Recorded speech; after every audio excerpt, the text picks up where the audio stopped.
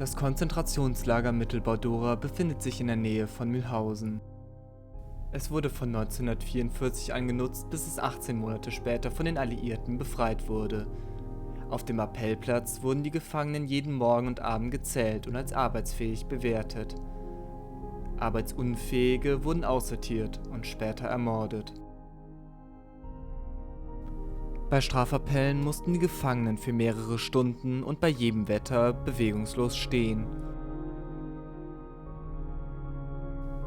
Wer sich widersetzte oder den Anweisungen nicht Folge leistete, wurde in das Gefängnis gesperrt und gefoltert. Das Gefängnis war so gebaut, dass alle die Schreie der Gefolterten hören konnten, aber nicht genau sahen, was vor sich ging.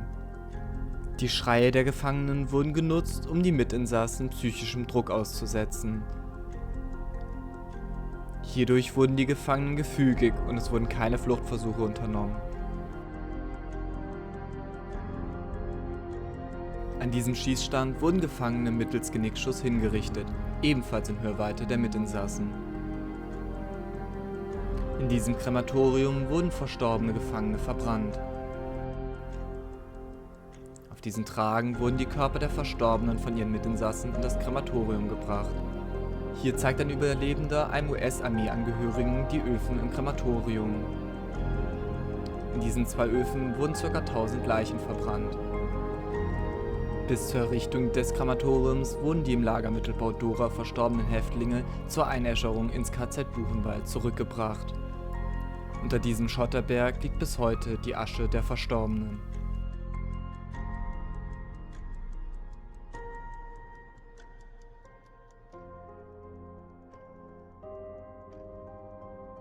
Der Hauptgrund für die Errichtung Mittelbau-Doras war die Fertigung der Vergeltungswaffe 2, welche unterirdisch gebaut wurde.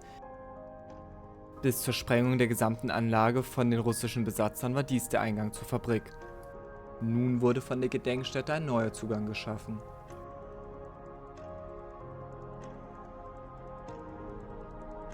Im Inneren sind nur noch 4% der Anlage begehbar.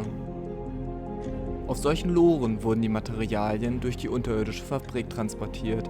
Dies sind die Überreste eines Originaltriebwerks V2, welches in Mittelbau-Dora gefertigt wurde. Die V2 oder auch das Aggregat 4 wurden hier von körperlich und mental geschwächten Häftlingen zusammengebaut. Dies hatte zur Folge, dass 50% aller V2 beim Verlassen des Werkes aussortiert werden mussten. Die meisten V2-Raketen explodierten beim Start oder kurz danach. Trotzdem töteten die in Mittelbau-Dora gefertigten V2 etwa 8000 Menschen. Dies ist ein Originalbild von London kurz nach dem Einschlag einer V2.